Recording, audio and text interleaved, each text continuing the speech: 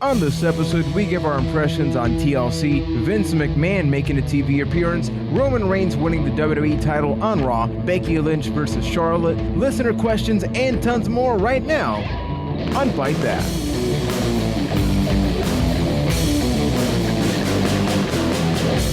Hey gang, what's going on? You're listening to episode 121 of Byte That's weekly wrestling podcast, a place, a location where we talk about the ups and downs of that which we love, which is the world of the WWE and its square circle. Thanks for tuning in and checking out the show. Remember, we are available every single Tuesday night on iTunes, Stitcher, TuneIn Radio, ByteThat.com, and of course, for this and tons more, head on over to our YouTube channel, youtube.com/ByteThatCast. My name is Juan Velez. I am from San Juan, Puerto Rico. And my permanent panel of sexy, delicious guests is always here in town. First, from Boston, Massachusetts, Ryan McNulty. And Keith McKenzie Poshik hails from Winnipeg, Manitoba, Canada. Gentlemen, first, right, okay, Keith, you know, we always give you the love, but Ryan did attend TLC live. He was there in person. So can we give him the floor? I was. Yeah. I get to open up. Yeah, it was nice to be at a live show. I hadn't gone since last year's Money in the Bank. So I definitely don't like to miss the pay-per-views unless it was that one bad Survivor Series that nobody wanted to go to anyway. But yeah, it was nice to go. I was just very interested in crowd reactions. That was kind of like my homework while trying to enjoy the show itself.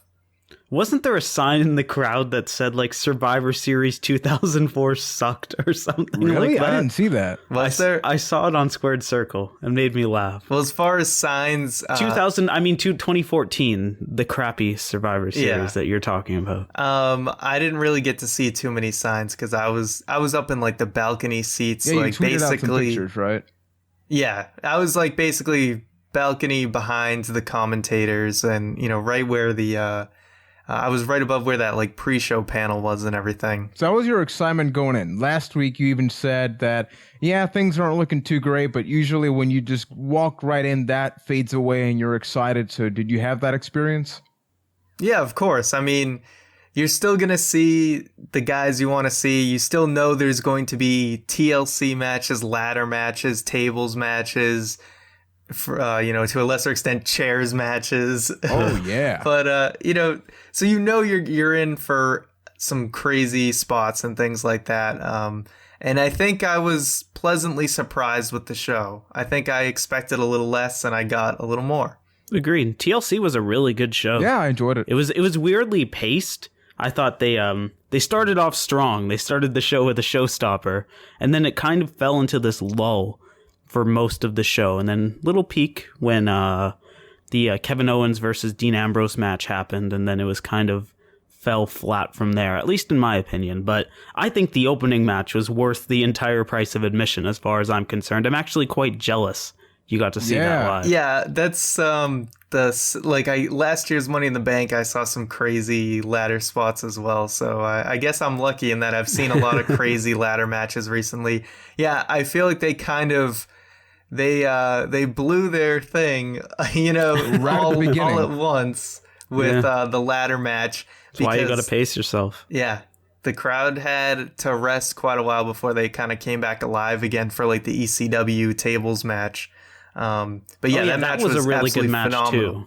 That match was phenomenal. I mean, the Kalisto spot. Let's, you know. Hey, talk us through being there alive. You know, we've seen historic moments on TV. You hear like JR or Michael Cole react. In your case, you're seeing a great spot, but you don't hear the commentators go like, whoa, whoa, whoa, whoa, whoa, like this is about to happen.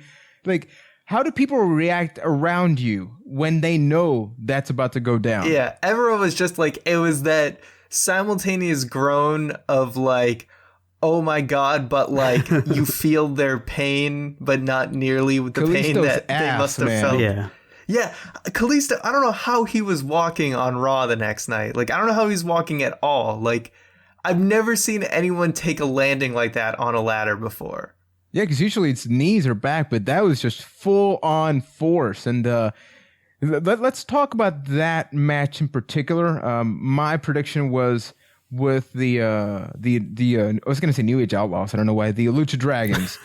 Xavier Woods was on commentary. I think he was gold. Did you guys? Well, not you guys. Oh, yeah, I he didn't was get to so hear good. any of that, but I heard it was good. Like the whole It's so 2K16 thing. Was he talking about Kalisto? Was it where he was saying generally in the match, you need to pace yourself. This is like 2K16. I think he was talking about Kofi, Yeah, Kofi. But yeah, he mentioned the stamina system, and it was incredible. So like Cole's the whole thing was, but that's a video game, and then Xavier replies, "Yeah, the most realistic video game ever." It's like sold. Anybody that has about the game, that is gold. I like that he was because correcting the commentators about which Lucha Dragon was which. I think they messed up Sin Cara for Kalisto, and Xavier just jumped right down their throats about it. Yeah, I like the 2K16 comparisons though, because that's a thing like a lot of people will jokingly half say, like, oh, he's just storing his finisher, or like when you see someone dancing around, oh, he's taunting to get his special. So it's funny to see like Xavier Woods would be the guy to kind of bring that in. So I thought that was great. Did you guys enjoy the match as a whole? I think a lot of people complain, no psychology, no spots. Keep in mind, this is the opening to a show that going in, a lot of people were negative. You could feel it in the audience as far back as in the pre-show where you had Ryan, I know you tweeted about it. We had a Team Bad sort of go in there and cut this interesting thing where maybe they wanted people to boo them. So that worked, even though Sasha's from Boston. So they maybe should cheer for that. But how did you guys feel about that? Like opening match, ladder. Yeah, I just don't think anyone, like I said, everyone was ready to cheer for Sasha. So if the goal was to make them boo them, well, then I guess they succeeded. But it just seemed like everyone was just so ready for the match. And then they were like doing this singing crap. And everyone was just like, what the hell is this? For the chemistry, did you mean the ladder match one or the pre-show match? Yeah, no, specifically the ladder match, I think, because it set the tone for what a lot of people were saying. It's a forgettable pay-per-view. A lot of people online, I mean, even we jokingly sent out a message amongst us like, there's a show tonight, guys. There's a pay-per-view that Ryan is going to. And this is how it starts off. Did you think it was the right match to start it off with? And did you think it did a good job of setting the tone for the night? I think it almost did too good of a job setting the tone for the night, where nothing really met it. Even the main event was a inferior match to the ladder match. As far as chemistry goes in it, I think it did do a good job with chemistry, but not in a team versus team way. It was more of a building individuals chemistry in that match, where everybody really played to their strengths in that match, including somebody that has no right to fit in that type of match. And Big E, the fact that Big E had that spot where he bench pressed a ladder with people on it, I think it showed a lot of individual character between all of the individuals in that match. Yeah, it was an excellent match. There were some dips in psychology. I did a full review of the show, my post thoughts, my immediate reactions. It's on the YouTube channel if you want to check it out. But the huge dip in psychology, was when the Lucha Dragons both like dived off the turnbuckles to members of the New Day, and ladder smack in the middle of the ring. The Usos alone in the ring together fold up the ladder and throw it outside. The fact that they didn't even think to attempt to go for those belts, I don't know. It's super nitpicky, but I've never seen such a blatant, just kind of, hey, we're doing the spot, we don't care about the match type of, like, we don't care about winning.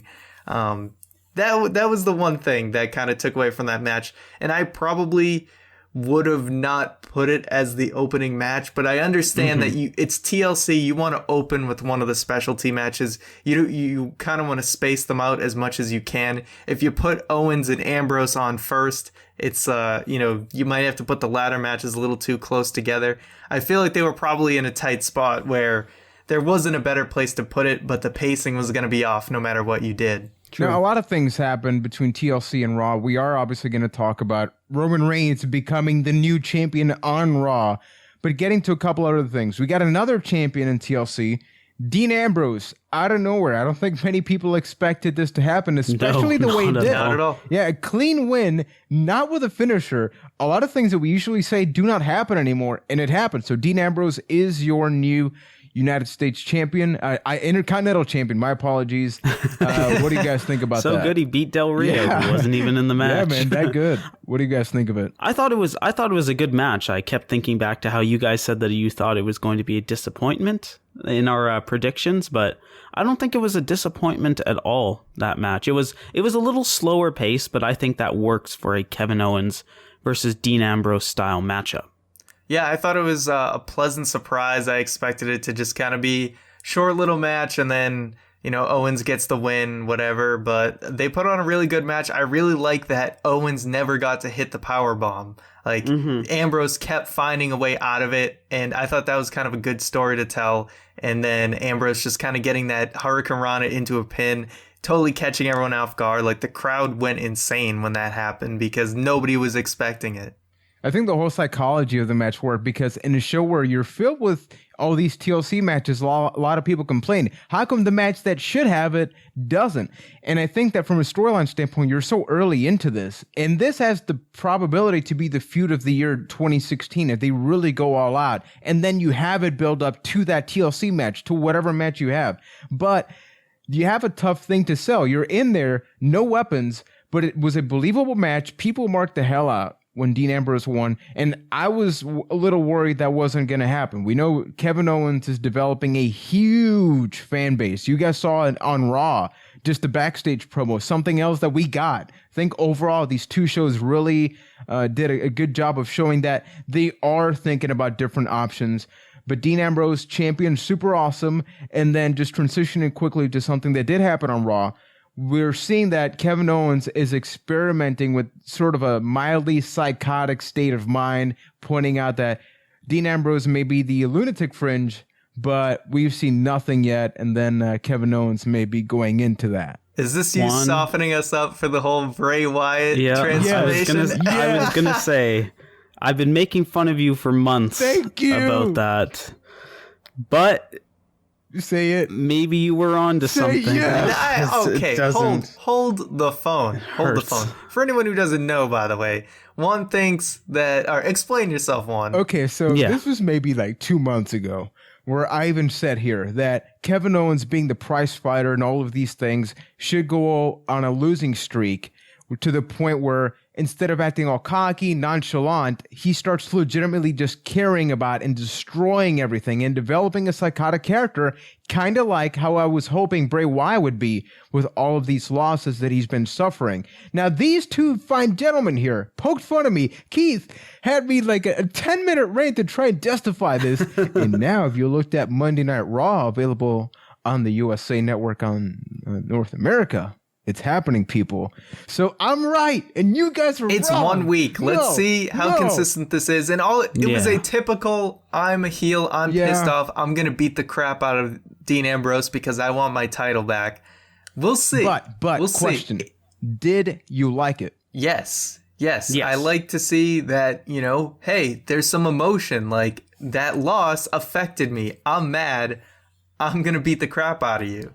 It's one of those little things that makes a title feel important, right? Like, this is a guy that we all like, some people even love, where he is angry about the fact that he lost this championship. It inherently gives the Intercontinental Championship more value just by Owens being mad that he lost it. Yeah, I'm really looking forward to this. I'm hoping that Roman Reigns' spot and Dean Ambrose being involved doesn't sort of overshadow this, because they really have a potential for a John Cena Edge type feud where it becomes very physical, or Triple H Randy Orton. You can have your next one, and it doesn't have to be the main event. That's the thing. They don't have to put it in that last spot. Have them have a little fun with it. Kevin Owens likes to hide like during his backstage segments in different spots. Like, play around with that. I'm looking forward to it. Those are awesome, by the way. Ryan. Because I feel like this podcast episode, Keith, was made for him. As the guy that's been ranting nonstop primarily about Bray Wyatt, how did you feel when at TLC, the Wyatt family was victorious, Ryan? And you were there live to witness it. Were you the missing part of the puzzle? Absolutely. I don't think I could word it any better myself, Juan. I helped them win that match completely. I had everything to do with it. No, it was nice to see a just decisive victory. And my prediction was right. Keith lost the faith, and I gave it one more shot, and I'm glad I did. The Wyatt family finally get a nice, good pay-per-view win where they look dominant. And I thought this could be the start of something. I don't want to speak too soon. I will not speak too soon. But based on Monday Night Raw, they had pretty much a rematch, except instead of elimination, it was Extreme Rules in one fall. Who got eliminated in the show at TLC, won this match. Eric Rowan got a spot in. I mean, that match, even the match on Raw, was arguably better than TLC. I thought they were both great matches, though. Absolutely. So, Keith, what about you, man? You saw that promo on Raw. I know you've been sort of poking, not so much fun, but I know this whole ECW Originals thing, you're kind of fed up with it. On Raw, they definitely played to it, playing out to the Philly crowd, even though the footage they played was clearly from New York. But I guess we can just ignore that, right? But do you like that they are utilizing the ECW talent to put over the Wyatt family? I think it's good that it ended up with the ECW talent putting them over, but I don't know. I guess it almost leaves this like plateau where, okay, so the Wyatt family has their place where they can beat the guys that always get jobbed out. And like you even mentioned last week, hey, they beat Tommy Dreamer. Woo, whoop-de-doo. Yeah. So as far as the ECW thing, if that's the final thing that happens at ECW, hey, they were in Philly, they cut this very heartfelt promo, almost like a swan song, then cool. Let it be done. Let's move on. Let's never go back to ECW again. Well, period. I think aside from the Dudley boys, I imagine the Dudleys are going to stick around, but I think absolutely. This is the end of the ECW thing, and they were brought in exactly for what they were supposed to do. Come in and help the Wyatt family desperately get a nice convincing win. They give the Wyatts 2 big wins in 2 awesome matches, and now they're going to let it go away. And the Dudley boys, maybe they jump back into the tag division, or who knows. But I think this feud was well executed, and they did what they needed to do. And the Wyatt family seem a little bit better now. Yeah, they really Only do. to be heard again. We just mark my words. Let's give them the benefit of the doubt. Now, I'm looking for a tweet here that made me laugh uncontrollably at TLC. So this is like an honorary tweet of the... Okay, guys, let's do a live version of this. Let's see how it works. 3, 2, 1. Tweet of the week. I just missed doing that, and I know somebody missed that too. Sorry, everybody's eardrums about that. Yeah, we'll mix it so it sounds a little bit more beautiful. Anyway, there's a tweet during Tommy Dreamer's entrance, because, it sounds like a ripoff Man in the Box thing, and somebody tweeted, yeah, that seems called Guy in the Crate. It just, I don't know why. I looked at that tweet for a solid hour and kept laughing uncontrollably. So whenever I find that official Twitter account, I got to give that person a shout out. Now, moving on to another feud that is unfolding officially. Charlotte and Becky Lynch seems to be the next thing on the plate for the Divas division. We had this whole situation where Charlotte was victorious at TLC. Becky not too proud, not too happy with how she's going about solving these things.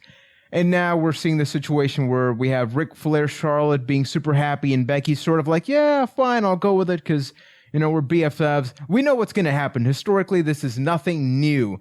But given the potential that Becky Lynch has and that Charlotte has, do you guys care about the situation with Charlotte's new character and then Becky Lynch being the ultimate babyface, basically, of the Divas division? I think this is awesome. I was really into this once they started this whole Becky Charlotte thing, and just kind of seeing Charlotte slowly transform into the heel. I mean, it was a bit weird with the whole Paige Charlotte thing. They just they turned Charlotte heel while they just turned Paige heel. So you had this weird heel versus... We're back to that Divas division gray area. we were sure that Charlotte was heading towards being a heel. We have no idea what Paige is at this point. But it seems like that was just like, let's just get this done with and move on to Becky and Charlotte, which I think it's a really interesting dynamic. I mean, it's a very simple story. You know, we're going to see Charlotte be more, going along with Ric Flair's old habits of being like the dirtiest player in the game. And Becky's just she's slowly catching on to it. Obviously, she wasn't aware of what was going on Monday Night Raw, but they're keeping it interesting. And I like where they're positioning Becky to possibly be like the top diva babyface. I'm very curious where this feud is going to go. Correct me if I'm wrong, but this is the first singles feud on the main roster from divas of that generation. Like NXT Diva versus NXT pretty Diva. Much, yeah. Yes. It's tough to, I don't really want to say that because, Paige was an NXT Diva, right? But of that, the new bring-ups. Of the new breed, almost. Basically of the combination that we had Sasha Banks, Charlotte, and Becky Lynch come up. This is the first time where they are not having... I mean, the rivalry is based on the fact that they came up together. The whole, the whole PCB thing, which Team Bad's still playing off. But I do really like that. I think that for the longest time, WWE has been doing this whole, there are no baby faces or heels. But I think that they do need to establish maybe a really cocky, evil person and somebody that you can't help like. Not necessarily babyface or heel, but just establish at least that. And Becky, merchandise through the roof. She can have that with the goggles, the steampunk, the hairstyle.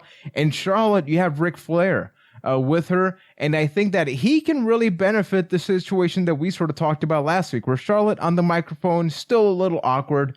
But when you have the nature boy out there. Just a little. Yeah, I think that sooner or later, she's going to learn to get way better at that.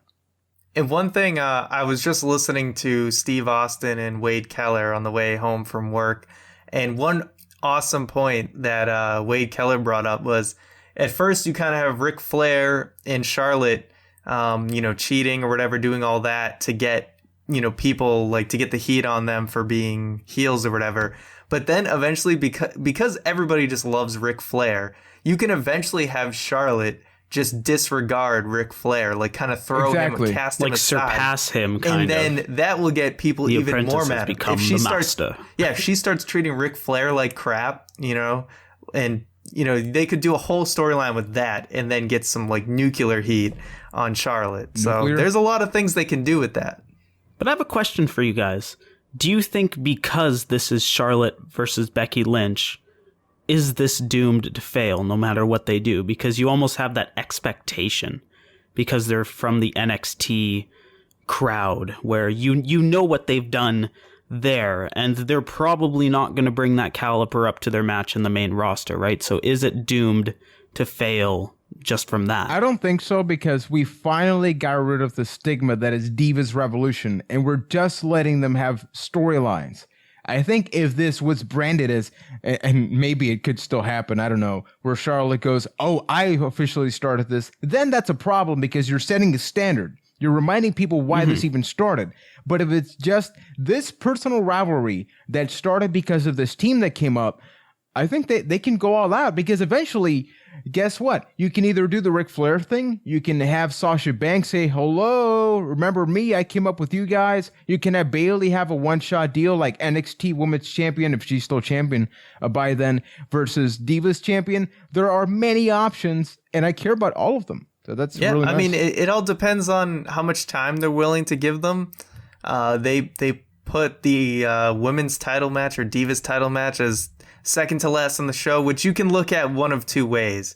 Sometimes it's always in that spot, though. Let's be real. Well, it's sometimes the cool it's down. A weird thing, because sometimes you have Undertaker and Brock Lesnar in that spot, and then sometimes you have the Divas match. So you can kind of look at it either way. Basically the same thing. So is it a co-main event? Kinda. On this pay-per-view? Probably not, but it could be. Well, the way I look at it is at WrestleMania, they always put the Divas match second to last as that cool down spot, right? They have traditionally. I don't know if they have in recent years. Yeah, historically, we've grown accustomed to that. But we could get to a point. Yeah, we once saw what was it, a Playboy pillow fight as the second to last thing in a WrestleMania. Yeah. And now one thing we really haven't talked about is that bringing that up. We're almost bringing up the Divas storyline as a side thing.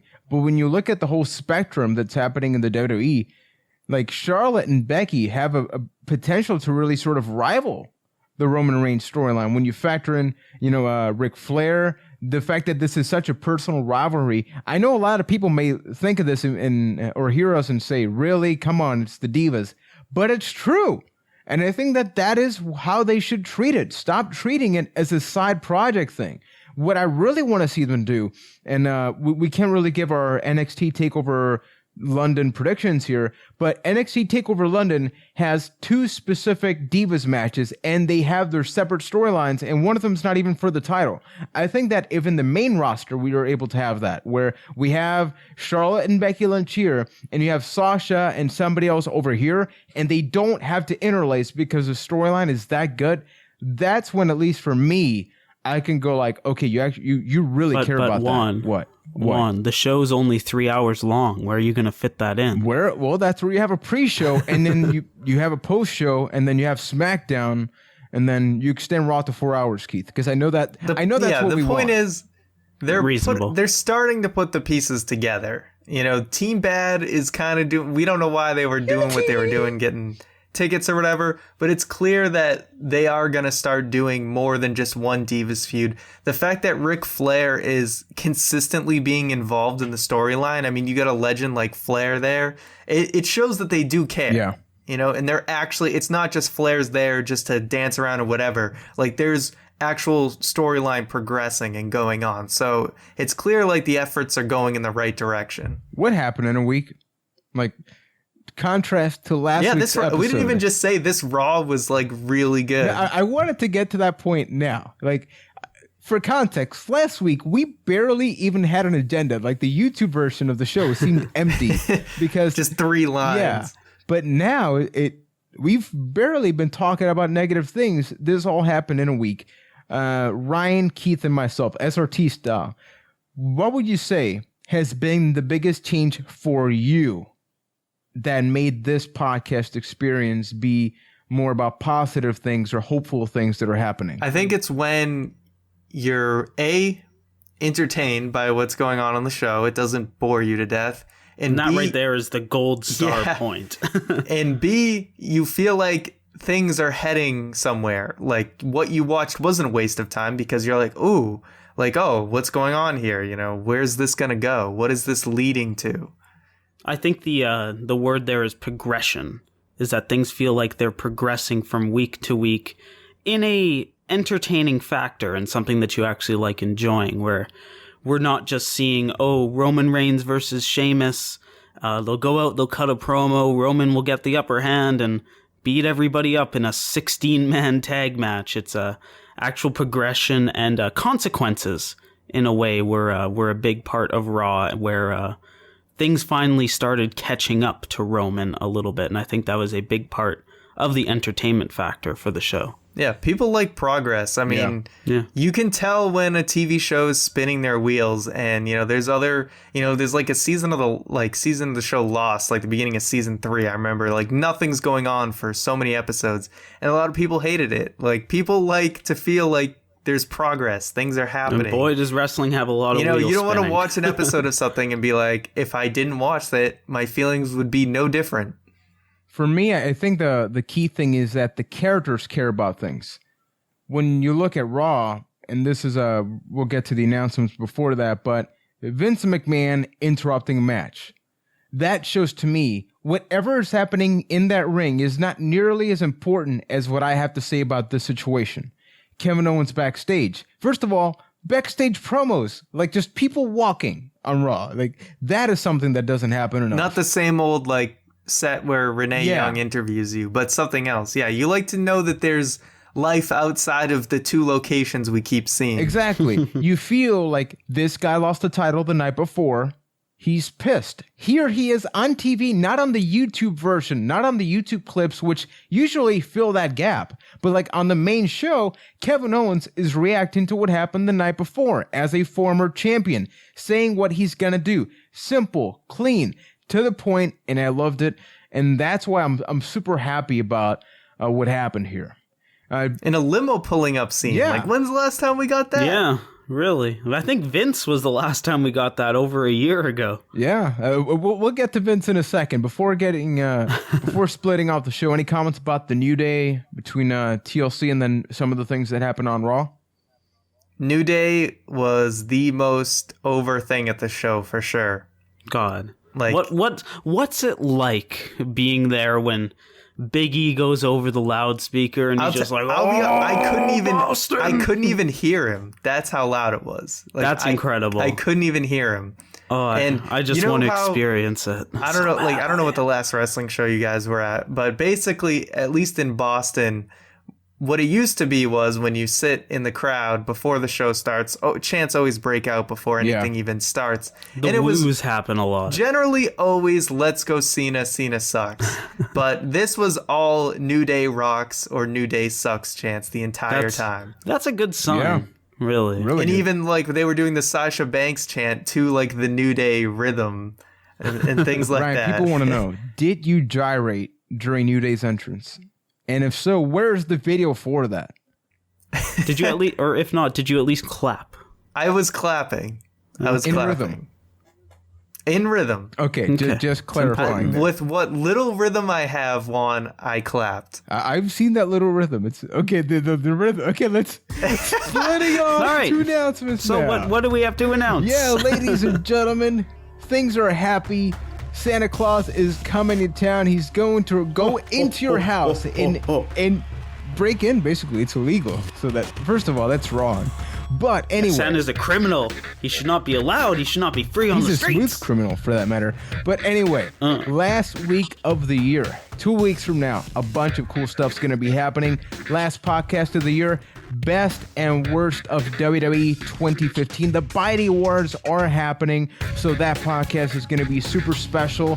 Thanks to everybody that went over to the YouTube channel, Byte That Cast, and voted for the viewer-specific video that will be coming out at the end of that week. So, awards extravaganza happening at the end of the year. Now, let's go back. What's going to be happening next week? Mr. McNulty. Yes. Are you ready for this? Like, this is happening next week. Yes, it is. I'm not ready, but it's happening. For those that don't know, our gift to you, if you can even call that a gift, on the 25th, on Friday, Christmas morning. Think you wake up, right? You usually, maybe you unwrap gifts. Maybe you want to wrap your monitor and unwrap it in the morning, and you're welcome to, but first of all, your monitor stops everybody working. Can unwrap Ryan. Yeah, everybody unwrap Ryan as he sings Tyler Breeze's theme on the channel because he lost and I won a best of 5. Now, this is where I go all Billy Mays here. But wait, there's more. So, long-time listener, amazing person, Monica G, sent me a message on the Facebook a couple of weeks ago. We knew that Ryan and I had a bet about whether Dean Ambrose or Roman Reigns, whoever became champion first, the other person must do something. We forgot. Side note, I still have no idea why you took this bet. Yeah, I wanted to be bold. Bold? Sir, you and you look pay the what price. It got yeah. Yeah. So basically, Monica spent hours listening to previous episodes and found out that the thing was Ryan thought Dean Ambrose was going to win the title first, WWE title. Keep in mind, this happened all the way back in Survivor Series. And then I had Roman Reigns. Reigns won. We forgot about this. Now, what would happen to the loser? The loser would have to cut a famous promo selected not by me or Keith, but by you. That's right. So, on this podcast episode, leave a comment with a promo that you think that Ryan should cut on video. It could be a CM Punk pipe bomb promo. It could be an AJ Lee promo. It could be the Charlotte promo. If I want to suggest something, I would say the Austin 316 promo. Yeah, any of those are an option, and Ryan has to do them alongside singing. I'm so happy right now. Like, this is my Christmas, Keith. Monica, Thank you so much. Slight spoilers here, but all I gotta say is thank God I won that 2K16 match because I can't do any more of these. It was gonna be 3 for 3, man. But yeah, that's gonna be happening early next year. You're gonna be witnessing that promo, but leave it in the comments here. We'll tally those up, and then that thing will be happening. Now, what else do we have? We have a lot of things happening, guys. Triple Threat Special up last week. The three of us play best of 5. Ryan actually gets to choose that stipulation. Keith and I have to battle. Spoilers. Yeah, so guys, please give me stipulations to give them because I'm going to go through enough We're going to end up hating each other. And one, I will see you whenever we do. Oh, we're on Skype. You're seeing me right now, man. Technically. True. Last thing, Keith, what do we got Thursday? What do we have Thursday? That is a great question. And it is the latest SRT. Sorry, you caught me really off guard there. So yes, SRT. We talk about blood. Blood in wrestling. Blood types? Should it be there? How much blood is too much blood? Does blood add to moments in wrestling? Oh, God. Okay, SRT, blood. Check it out Thursday. Blood in wrestling. I'm just talking about blood. Like, what's your blood type? Find out Thursday. We talk about blood in wrestling. I said blood in wrestling. Yeah, on the channel, YouTube. By the way, we're trying to set a goal here. We're at over 3.9K subscribers. We want to get to 4K by the end of the year. So if you want to support us, get the word out. Subscribe. I mean, look at that. Keith just promoted that thing. It's beautiful. So that's happening. Exactly. Blood. Guys, now it's time to talk about the thing we wanted to talk about the most. TLC, Roman Reigns did not win. The League of Nations interrupted. King Barrett is missing. Apparently, the whole thing is that he's injured. He may be suffering a concussion. If that's the case, we may not know about it. That is a rumor, and nothing confirmed as of our podcast recording on December 15th. Monday happens. Limo pulls up. So let's just basically talk about this whole experience. Vince McMahon on Raw. It's been over a year since we've seen him. Did you get goosebumps? What do you think about that first part? It's been well over a year since we've seen Vince McMahon, so it always feels important when Vince is there. So I'm glad they didn't disappoint with that. I think they set the tone with. Why are you guys laughing? I'm just thinking about the thing earlier. I'm good. All right. To backtrack just a little bit, though, I mean, we had the whole after Reigns couldn't get the job done, beating the crap out of Triple H. So this is kind of what set up for Monday Night Raw.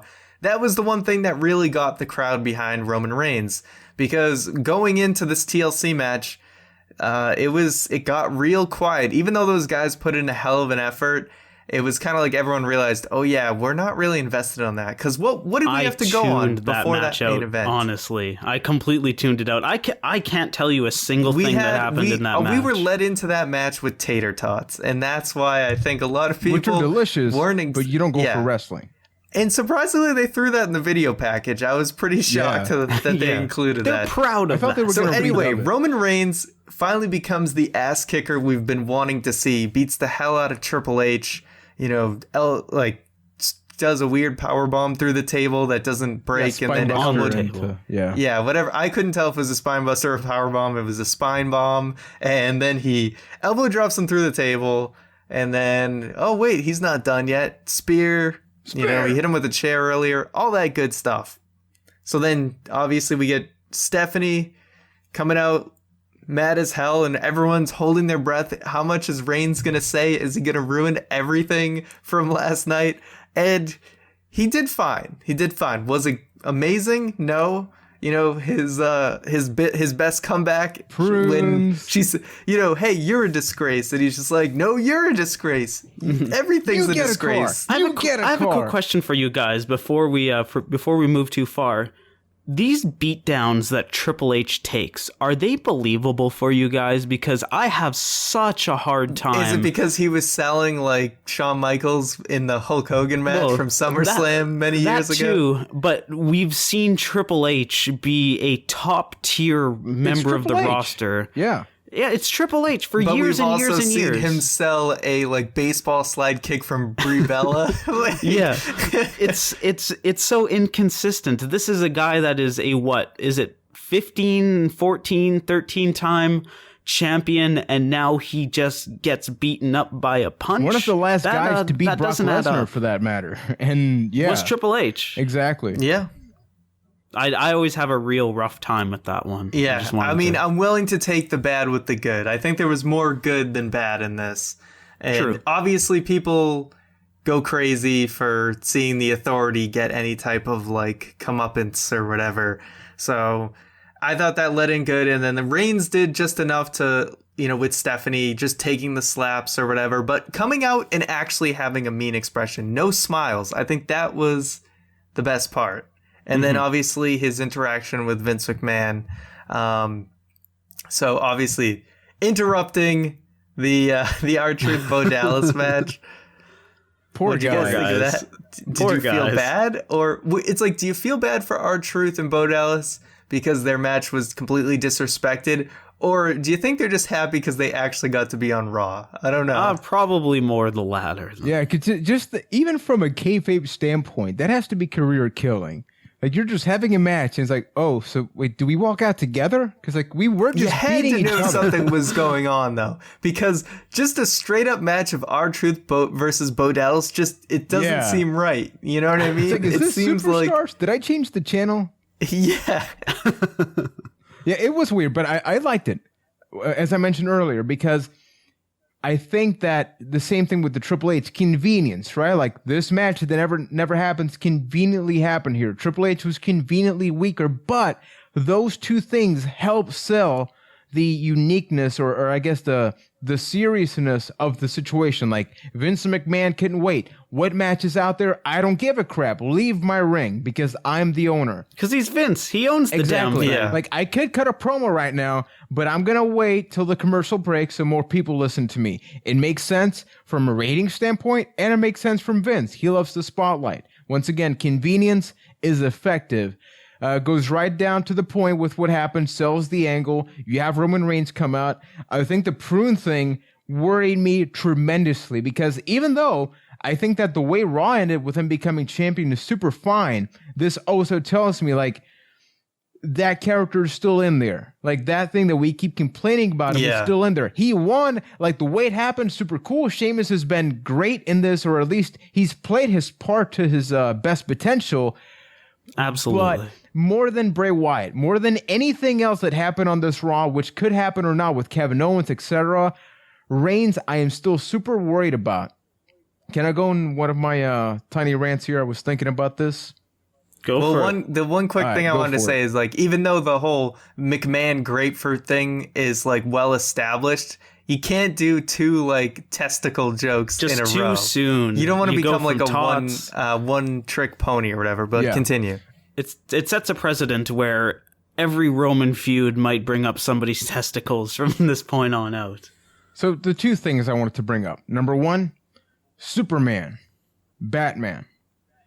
A lot of people like Batman more than Superman. Superman has everything in his arsenal. He's good looking, powerful. Yeah, but when you look at him, it's like, yeah, he has everything. So there's nothing unique about him. There's nothing imperfect. He's not relatable. Yeah, he's not relatable.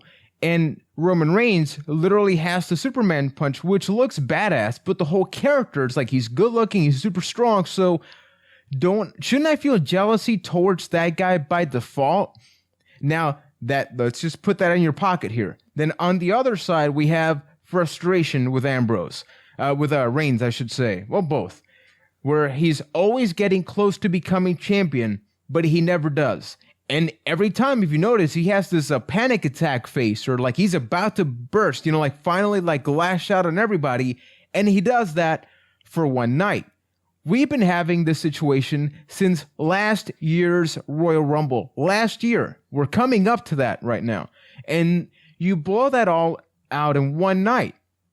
And the reason that I was so damn, yeah, like all that year in one night, man, a little too much. Why does this annoy me so much? Because even when you look at a movie, when you look at something, the character always has that point in time where they're not sure about themselves anymore, or that they need to do something else that's different. All that literally happened was, Vince, can I have a match tonight? No. Poopy, okay, your match is on. Like, this is on main event time, and he becomes champion. Like, you had so many thousands of possibilities to not just make it a cool thing for one night, but to really show legitimate character development, the same way you're doing Kevin Owens. Kevin Owens is not going on Raw saying, oh, I'm going to pay back. I'm going to get vengeance. And then he does it that same night. You get the little bit of progress. Same thing with Charlotte. So why is Reigns always the exception to all of this? And I don't like it, because that is your champion now. There's no more excuse. They just kind of rushed it into just giving him another title match. I see what you mean. I mean, they could have continued this mean streak. Like, I'm already thinking of a cooler way to do it. Like, what if Reigns, instead of Vince McMahon coming out for that R-Truth Bo Dallas match, what if Reigns came out and just beat the hell out of both of them and was just like, I'm not letting this show continue until I get a title match tonight. And he just keeps beating the hell out of people. And then that's like, it's just showing like he's still like hasn't calmed down. Like he's just snapped, and he's done getting screwed over, and he's not going to stop beating the hell out of people until he gets what he wants. While I see your point, Juan, and I think it is a very valid one, I think it's okay in this case because we're not at the payoff yet. This title win is not the payoff. I feel very strongly that he's going to get stripped of it on SmackDown or on next week's Raw. Like, Roman Reigns will not be champion going into the Royal Rumble, I think. They'll throw in some technicality. Lesnar? So there's maybe, I'm not sure. Yeah, I mean, you still got to think the consequence of punching Vince McMahon, like something is going to happen because of that. So I think this is going to be another rung in that ladder of Roman getting more frustrated and frustrated and frustrated. How many multi-time champion is he going to be before he finally gets his real title run? I thought about that today. Roman Reigns, on technicality, is a 2-time champion at this point. And that is a technicality they're going to throw at us one day. Mark my word. Yeah. I mean, you could look at it the other way, where I could see them saying, hey, look, we want to get this feud done by Royal Rumble. So if we have Reigns win it now, then Sheamus gets the rematch at the Rumble, and then they're just clean done with the feud. Whereas if Sheamus was going into the Rumble with the title and Roman wins it, then, at Fastlane now you got to keep it going for the rematch, whatever. I think this is just kind of putting that feud on the fast track to being done. Yeah, I'm looking forward to Roman being champion now. I'll be honest. Why? Because we said basically the last month that they're mimicking the Daniel Bryan storyline. And if they kept having him chase the title, it seems way more familiar. So now with him becoming champion, I do think that they should try to take the title away from him, but get to a point where that doesn't happen. Because if it doesn't happen, then we're back at the Daniel Bryan thing.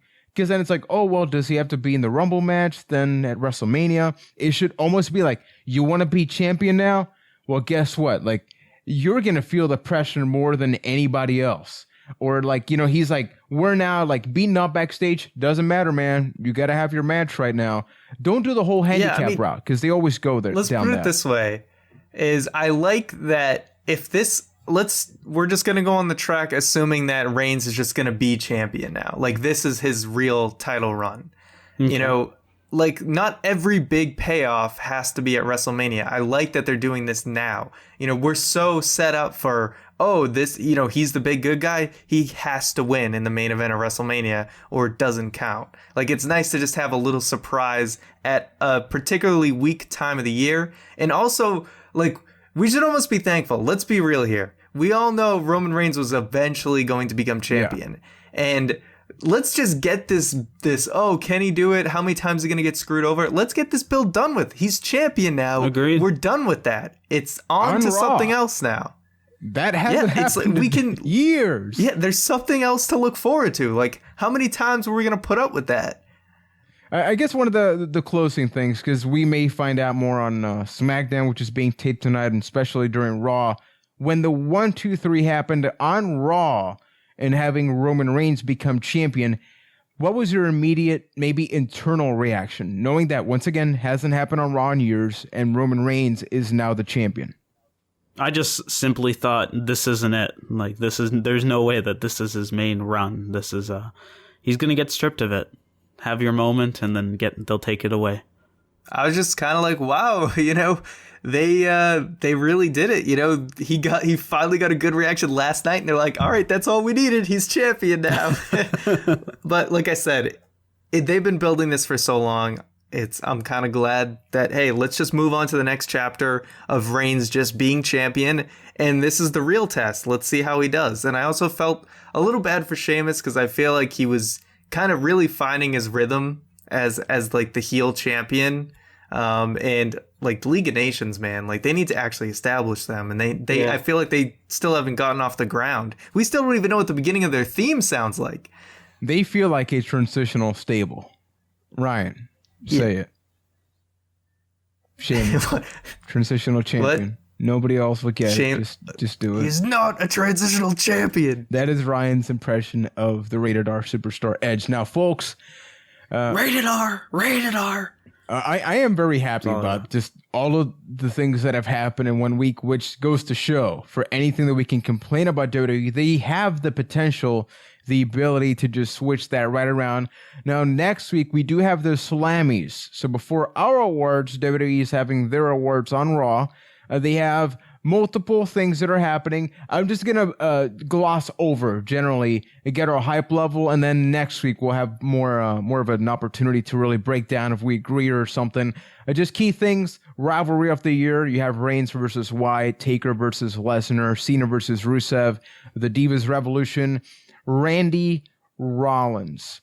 Between those, which one would you choose? I'm going to only pick 3 topics. I'm not going to go Cena all of Owens. those. No, I'm just kidding.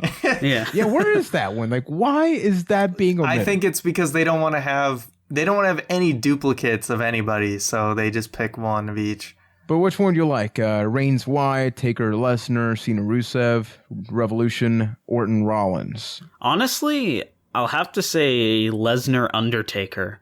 Of those choices, that was the most impactful feud. Yeah, I guess I'm actually go with Reigns Wyatt, even though I didn't like the payoff.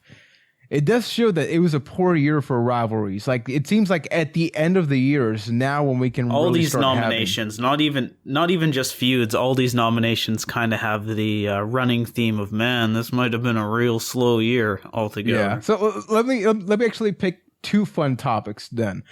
Best Original Network Show. We have Breaking Ground, Table for 3, Stone Cold Podcast, which is a questionable option, WWE 24, and Swerved. Which one would you guys choose? WWE 24. No question. All those things are great, but that is the greatest. I probably would pick Breaking Ground because I feel like the best Stone Cold podcasts were actually last year. So if we're talking about this year, then Breaking Ground. Yeah, I think I'm gonna have to go with Breaking Ground. Table for 3 right at the beginning, I would have said maybe. But I think it progressively got way more, like, it seems too obvious, like this person is being fed all the questions. They ran out of tables for 3. Yeah, like, it was good, but I think, I don't know, too much content, I guess, which is not a bad thing. But I'm going to say Breaking Ground. Now, let's see here. The last one I wouldn't bring up, the Tell Me You Didn't Just Say That moment of the year. God. Ambrose. Tell me you're not making me pick one. I'm telling you are. Dean Ambrose calls Seth Rollins Justin Bieber on Raw. Oh, my God. One. Seth Rollins calls Johnny Manziel Johnny Idiot Face on Raw. These are bad. Ooh. Brock Lesnar coins Suplex City sans bitch at WrestleMania. Seth Rollins disses Kane while celebrating the Authority's WrestleMania accomplishments. Well, that's not really a tell me you didn't. You're not saying what he said there. Whatever. All right. Clearly, it's Suplex City. Yeah. No, you know what? I'm actually going to go with the Seth Rollins one because I think that was the best / funniest of those picks. Just the whole, you did this at WrestleMania, you won at WrestleMania, and Kane, yeah, you were just kind of there. I thought that was awesome. But So I'm going Suplex with City that. started something. Plus, You know? But Can you- it will also win the award for thing WWE burned to the ground the hardest. Oh, this we year. have an award like that for our sake, so that's going to be fun. I'm just I going guess to you go know with my nominee. Suplex City simply because I would love to hear a speech like either Paul Heyman or Lesnar coming out. During a match, I thought how can I really communicate how I feel about the moves that I am performing inside the squared circle. And I had Suplex City, but the B, that really drove it home. And It's that Brock Lesnar flair to it. So other ones are the best John Cena U.S. Challenge opponent, hashtag of the year, tag team of the year, surprise return of the year, double cross, obviously superstar diva, etc., etc. Now, though, What? the intriguing thing is Superstar of the Year. Anyone is eligible for this award, and you just do a hashtag vote for it, right? Oh. Yeah, so everybody get the there, vote question Zack is- Ryder. Well, that's what I was gonna say. The question is, what campaign are we gonna start? Who can we try and get? Can Dandy Before win? one can even open his mouth, we are going Damn. with Zack Ryder on this Johnny one. Curtis Or Damien has got to Sandow. win. No, he doesn't. Or at least At all. Fandango. I think Sandow we could actually get a following for Sandow. Mizdow should be Mizdow, whatever. Superstar of the Year. Let's be honest. So realistically, it should be Rollins. I think with the hashtag thing, there's not a chance in hell that's going to Yes. happen. Sadly, because the man Whoa! it was Don't his be giving year. away your picks for our thing. Hey, it's our thing. It needs to be unanimous. We between are the three of currently us or talking something. about who. Yeah, there's a difference here. We are talking about who we think should be the WWE Superstar of the Year. Who's going to win the Superstar of the Year for the Bites? Who knows? I don't. Well, we'll find out soon enough, people. But with that being said, you've already heard my voice a while, so I'm going to take it over to Mr. Keith Poshik, who will send the questions, which, by the way, just to streamline it, you can send them over to bytethatcast@gmail.com. God, thank you. Or Thank you. send them via Twitter, bytethatcast, with the hashtag AskBT. Those are the two primary options. Or, well, you can also comment on YouTube on our Yes. Oh, that podcast was the next video, one. the latest podcast video that you're listening to. That. One job. Jesus, one job. Just, Keith, what One are the job, questions? Juan. What are the All right. questions? Our first question comes from Brian Z, who asks, have any of you ever done any pro wrestling? If so, who? And if not, have you guys ever wanted to become pro wrestlers? P.S. Your show is cool. Keep it up. I have done some when I was in high school. I basically did a small kind of indie thing with a couple of my friends. We trained only for a couple months and 1 or 2 days out of a month. What was your in. wrestling name again? Please say it. Please say it. I'm just all right. So It's anyway, racist, so we can't really say it here. But let's just say Uncle Blank, and that is probably no, that the was word. my backyard wrestling name. But anyway, Wasn't it Ryan Reynolds or something like that? whatever. We're moving on. Ryan Reynolds, the No, actor. not Reynolds. It was Riggs or something. Ryan Riggs. But, Thank you. So anyway, I had no business being able to do a match, but I did 2 matches, and then I was just kind of had to go to college or whatever, so I fell out of it. I've also reffed a couple matches. There's actually a video on YouTube where I take a springboard drop kick as a referee. I can probably find it sometime. But yeah, anyway, have I ever wanted to become a professional wrestler? After giving it a shot and reffing and stuff, honestly, I just like watching wrestling. When I'm a part of the show, it kind of kills the magic for me. And I don't know. I kind of made me realize I was I just like to, you know what I mean? It's like you don't want to see the behind the scenes of a magic show or something like that. For me, I've done almost a little bit of everything regarding wrestling in some form. You can expect to see this next year on the channel, but I did do a short film about pro wrestling as part of my thesis, I guess you could say, for my production class. I'm a digital film production major, so I even reffed in that. So it technically was in the film. It was part of the writing process. And I also did some production work for a local company. I did wrestling training for a little bit just so they saw that I was serious about doing all of this. So I did some booking. I did some storyline writing. I did editing, camera work, sound, interviews. I did commentary in both English and Spanish. So I've sort of done all of it. Is two answers to the would you want to become a pro wrestler? Not a pro wrestler, but I would love to be part of the world of wrestling. There are some reasons why I removed myself for the time being for that, but it was an outstanding experience. Like, for those that maybe are always curious, like, what is the process? And I know, Ryan, you have also had the experience of just going into developing a show that is going out on TV, and you see the product and you see the storylines unfold and you see the people react properly. Like, you write something that is comedic and people react in a comedic fashion because they liked it. It is priceless, and you have no idea how amazing that feels. So I can actually link to a couple of the episodes that are on YouTube that I produced and edited and all that. So if you guys are interested, I can link that on Twitter, Byte That Cast, or on YouTube. So let me know. There. Man, my answer is just so much of a bummer after that one. But no, I've been a fan my whole life. I've never really dabbled into wrestling in any way. As a teenager, you're like, yeah, I want to become a pro wrestler, but I found other hobbies that I will not go into at this time that took over the desire to wrestle, and just been a fan since. And I'm totally good with that. I'm in a good place. Maybe one day I will.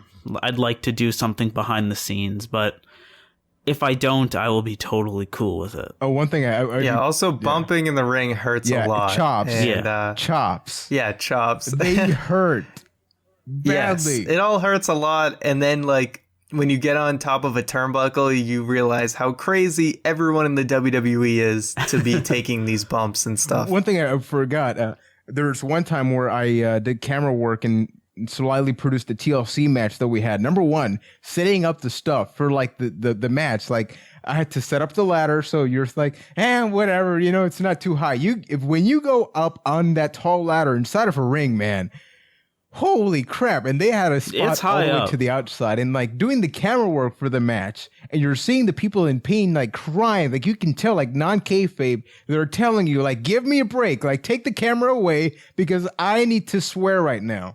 Is like, holy crap, like so much respect, man, to everybody that puts their bodies on the line. Too much for me.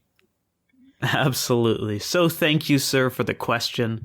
Our next one comes in from J4 Gaming, who asks, who do you guys believe is currently most suitable to hold the WWE World Heavyweight Championship?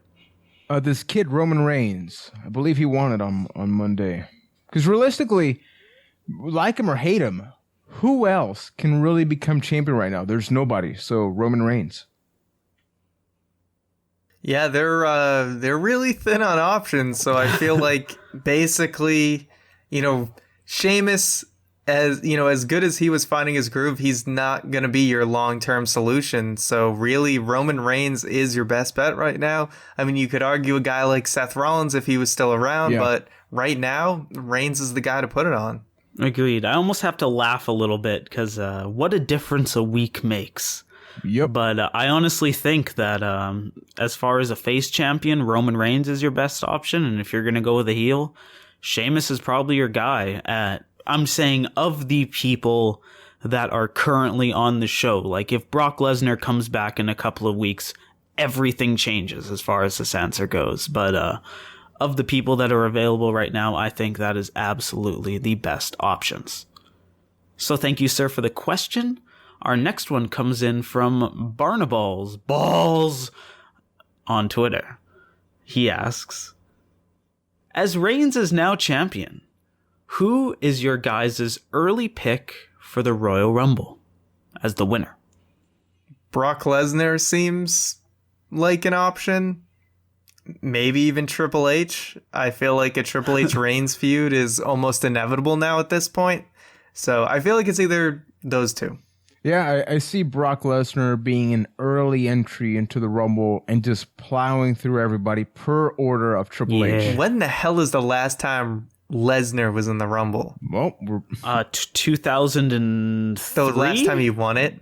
Last time he won it, was it 04 was Benoit, right? Yeah, 04 was Benoit. Yeah, he wasn't in that Rumble because he fought Bob Holly in that pay-per-view. Think about that. So was it 03? 03 would have been the last one then. Yeah, because he won at WrestleMania 9. Yeah, he main evented WrestleMania 19. So, yep. That was over a decade 2003. ago. Think about that. Yeah, indeed. But even though Roman Reigns is champion right now, I still think he's going to win the Royal Rumble. I don't think he's going to have the title. I don't think he's going to have the title going into the Rumble. Why not Zoidberg? I think, honestly, the authority's going to throw him in number one, and he's going to be added to that list of people who are number one and won the Royal Rumble. It's my early. Oh my God. It's just let him have it. Yeah. Just let him have it. We don't want to have to go through this. Just let him have it. I will be so happy if I'm wrong, but that's what my little gut's telling me, and little is an understatement. So thank you, sir, for the question, Mr. Balls. Our next one comes in from USC Punk 88, who asks, do you guys know what song they play during the NXT London commercials / spots? And I actually do. So I felt like sharing this information. The song is Could Have Been Me by the Struts. Great song. It is a really good song. And especially that little piece they choose that I don't hear you. But NXT's this week. How you guys excited? Of course. Well, none of us get to watch it live, but hey. 3 p.m. Eastern time. London deserves it. Indeed. Yeah, I'm looking forward to basically all the matches, like Joe, Balor. I know this is too much to ask from a wrestling podcast Twitter account, but I'm going to do my best to interact with people, yet not find out who won, so I can watch it when I get home, which is you fight the good fight, sir. 8 p.m. Eastern time, 9 p.m. Yeah, that's not happening. Never mind. I've expected that something is going to spoil it for me. If nothing else, the damn WWE app notifications. True. I'm sure they'll have a field day spoiling everything. But help us out, man. People. Help us out. Here's the best thing you can do. Just let go. Get rid of that app. I did it months ago. But that's how I watch the network on my phone. Oh, yeah, I guess so. Oh, before I forget. I don't watch the network on my phone, so I watch it casually. It's a good life. You know something? I watch it like that. That's how I can watch something like on my lunch break or whatever. So it's pretty key for me. You know what's kind of cool? I'll sometimes put the network on my car and just listen to like an old WCW show while driving. Because since I've watched a lot of these, I can just That's visualize. why I have podcasts. Yeah. I know, but you So have I Tony don't have to Schiavone do in that. there. Oh, by the way, for those that maybe don't know too much about NXT, you want to watch this and get some context on the network available for $9.99. They have a preview thing that went up today with Corey Graves breaking down the top matches, why they're happening. They've done that for the last couple of takeovers. Yeah, so it's pretty great. Yeah, it's awesome. So do yourself a favor, check that out. Indeed. So thank you, sir, for the question. Our next one comes in from Allison W., who says, guys, hello. Hi. How do you see the New Day breaking up, and how would you build each guy as a singles wrestler afterwards? This is a hard one. Can we just say that we hope the New Day never breaks up, first of all? Yes. Well, I mean, I'm sure there'll come a time where we'll feel that it's necessary if we want to see bigger and greater things from everyone. How I'd break them up, I think I would have Big E and Kofi basically square off into a feud. So Xavier would align with one of them. But either way, it basically comes down to Big E retires Kofi Kingston, because I think he's going to ride off after their long run. So a good way to just establish Big E as like a main event player, you know, more than what's his name could ever be, the Funkasaurus. But yeah, that way it's a huge impact. Big E retires Kofi Kingston, and then you kind of skyrocket this guy into the main event scene, because you got to keep some of that silliness, though, because that's what makes Big E great. But you got to show that he has like a mean streak and can take people out. And I don't know what to do with Xavier. I'm sorry. I love the guy, but manager. I think it's the best role. I feel like he could either stay as Big E's manager, so they both betray Kofi, or I could also see. Sadly, I don't see main event things in Xavier's He's the next world. Miz. I think he's the next Juan Miz. Disagrees with me, but what? He's the next Miz. Yes, I could totally see him as like he's the utility guy because he's multi-talented. Yeah. I think that whatever happens, because I don't have a specific answer. I can say, however, I see a reverse Hell No situation. Hell No started off as a joke, but progressively became more serious. I think, actually, no, it's exactly how it's going to turn out. I think that, thought about that differently. I see the New Day getting to a point where one of them has a legitimate shot at the World Heavyweight Championship. And they even go in an internal dialogue like, we know we do this fun thing, but all fun things come to an end. I really hope that we don't get anybody turning on anybody. That if it's a retirement match, like you mentioned, Ryan, with Kofi, like it's a mutual agreement between them. Like, this was fun. This has been happening. Maybe differences. Maybe Big E wants to keep doing the fun thing, but Xavier and Kofi see it differently. And they have like a go-home match, like maybe like a triple threat or like a number one contender match or something for a title. And they go their ways, but they can always go back to that, similar to the Shield, because then sooner or later you can have a reunion or something, and it's nice. Are we going to be talking about New Day reunions till the end of time now, too? Yeah, I mean, we had the Rhodes Scholars reunion happening like 2 weeks after they broke up once, so maybe that can happen. But however this comes to be, I hope it's a mutual situation and not Seth Rollins turning on Ambrose and Reigns. I don't know. I kind of liked your idea of somebody getting a shot, the big shot at the title, and then the other members of the New Day for their silliness kind of costing that member his big shot. Like to use example, let's say Big E gets a title shot, and then he's about to get the win, and then inadvertently Xavier plays his trombone, or it's a trombone, right? I can never remember. Yeah, and then distracts Big E, ends up costing him the match. Boom, the tension starts building in the New Day. Something like that. And then I think the person that is going to look the strongest when they break up is Big E at this point. I agree with you guys that it'll probably end up with E retiring Kofi. And I think he's the guy. I think he's going to be the guy that really gets catapulted when/if the New Day ever breaks up. Going to be an unbelievable scenario when that comes to be. I don't want to.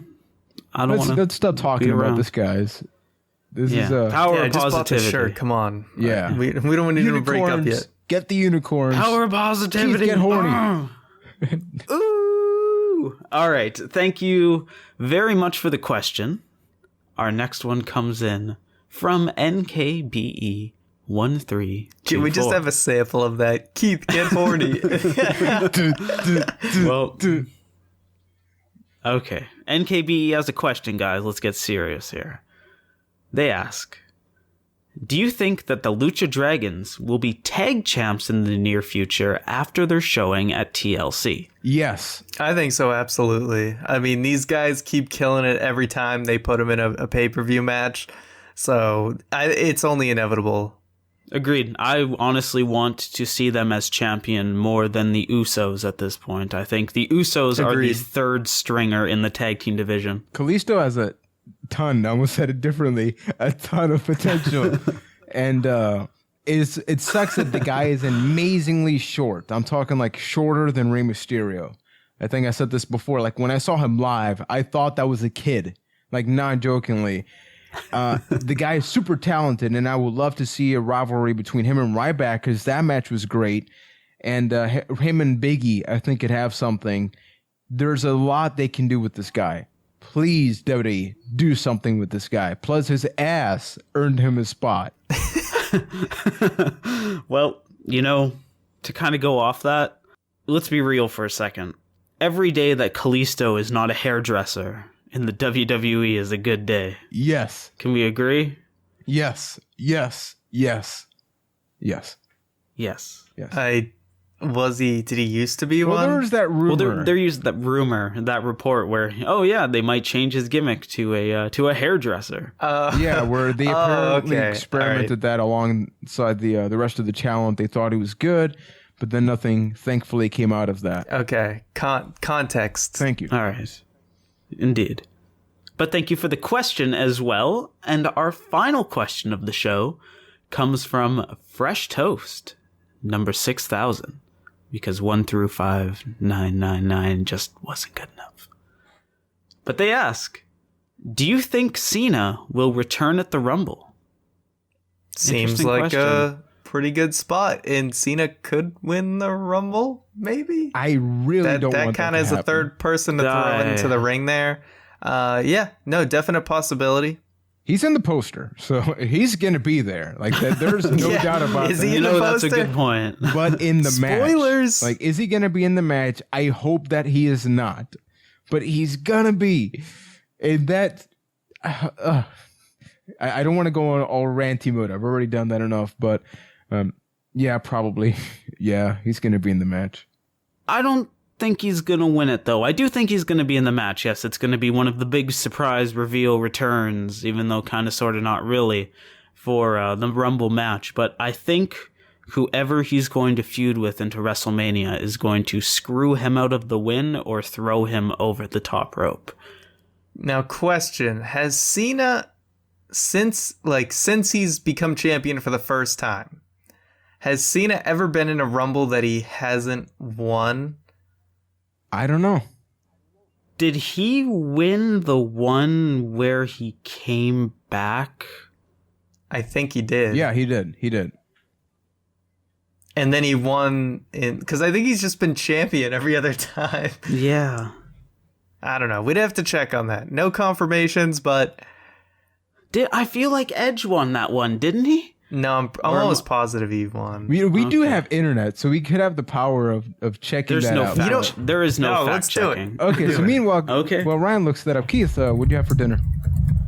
Well, I actually haven't eaten yet. Oh. But, Damn. What do you have for breakfast then? plan. We don't eat on Tuesday nights in back home. Exactly. I plan on having pierogies in a little bit. My grandma made some lovely pierogies, and because she's Ukrainian, they're the best on earth. We do and have an international audience that is probably... John Cena won in 2008. Now, is that when he came back?